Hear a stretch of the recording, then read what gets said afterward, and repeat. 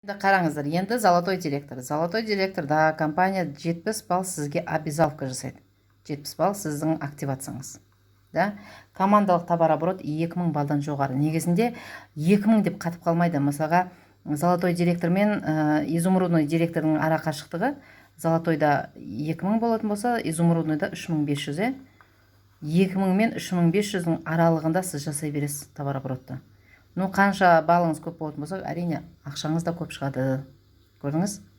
Так, енді бұл жерде компанияның несі бірінші міндеттемесі, обязаловкасы 70 балл, екінші міндеттемесі сіздің екі веткаңыздан екі директор шығу керек.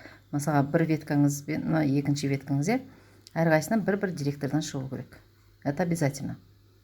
А қалған веткаларыңыздан шыққан адамдардың балы сіздің командалық товарооборотқа кете береді. Да? Екі веткадан сіз екі директор шықтыңыз, сіздің товарооборотыңыз 2000 балдан жоғары болатын болса, сіз уже автоматом золотой директорсыз. Енді бірінші линиядан сіз золотой директордан бастап бірінші линиядан 10% аласыз.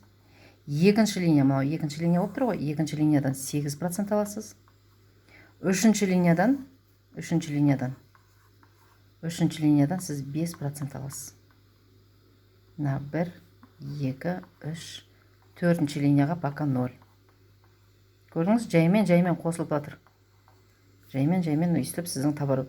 Неғұрлым глубинаңыз жақсы болатын болса, сіздің да айлығыңыз көп шығады.